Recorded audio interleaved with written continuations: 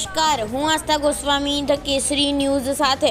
ક્ષત્રિયોના આંદોલન વચ્ચે રાજવીઓની રાષ્ટ્રપ્રથમ ચિંતન બેઠક પૂર્ણ. 45 જેટલા રાજવીઓએ ભાજપને જાહેર કર્યું સમર્થન. સૌરાષ્ટ્ર ગુજરાતના 45 જેટલા રાજવીઓએ વડાપ્રધાન નરેન્દ્ર મોદીનું સમર્થન કર્યું છે. આજે રાજકોટના રણજીત વિલાસ ખાતે રાજવીઓને પ્રેસ કોન્ફરન્સ યોજાઈ હતી, જેમાં ભાજપને સમર્થન જાહેર કરાયું છે. રાજકોટના રણજીત વિલાસ પેલેસ ખાતે ચિંતન શિબિર મળી હતી. રાષ્ટ્રવાદ મુદ્દે ચિંતન બેઠકનું આયોજન કરાયું હતું, જેમાં સૌરાષ્ટ્રના 45 જેટલા રાજવીઓ એકઠા થયા હતા. કચ્છના રાજમાતા, ભાવનગરના રાજવી, ગોંડલના હિમાંશુસિંહજી સહિતના રાજવીઓએ પોતાના મંતવ્ય રજૂ કરાયા હતા. આ ચિંતન શિબિરના અંતે પ્રેસ કોન્ફરન્સમાં પીએમ મોદીને સમર્થન આપવાની જાહેરાત કરાઈ હતી. પ્રેસ કોન્ફરન્સમાં કહેવાયું હતું કે આપણા રાજવીઓએ જે પ્રમાણે જે વિઝનથી કાર્ય કરતા હતા તે જ પ્રમાણે મોદી કરી રહ્યા છે.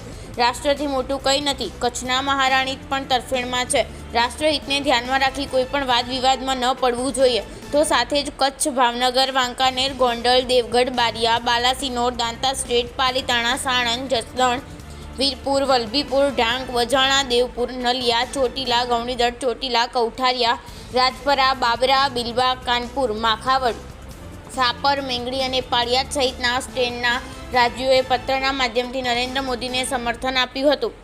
ગુજરાતની સૌથી ચર્ચિત રાજકોટ લોકસભા બેઠકને લઈ મોટા સમાચાર એ પણ છે કે પરસોત્તમ રૂપાલાએ ફરી લેઉવા પાટીદાર અગ્રણીઓ સાથે બેઠક કરી હતી. તેઓએ પાટીદાર ઉદ્યોગપતિઓ અને વેપારી અગ્રણીઓ સાથે બેઠક કરી હતી.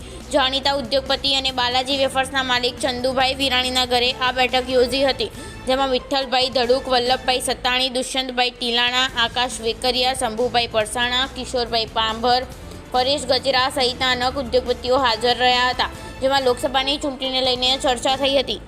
રાજકોટ લોકસભાના કોંગ્રેસના ઉમેદવાર પરેશ ધાનાણી લેઉવા પટેલ સમાજમાંથી આવે છે, ત્યારે રાજકોટ લોકસભામાં લેઉવા પટેલ નિર્ણાયક મતદારો સાબિત થાય છે. લેઉવા પટેલ સમાજ સાથેની બેઠકમાં ક્ષત્રિય સમાજના અગ્રણીઓ પણ ઉપસ્થિત રહ્યા હતા, જેમાં વાંકાનેરના રાજવી અને સાંસદ કેસરીદેવસિંહ ઝાલા ઉપસ્થિત રહ્યા હતા. તો રાજકોટ લોધિકા સંઘના ચેરમેન નરેન્દ્રસિંહ જાડેજા ઉપસ્થિત રહ્યા હતા. ભાજપના લેઉવા પાટીદાર સમાજના અગ્રણી ધનસુખ ભંડેરી ઉપસ્થિત રહ્યા હતા.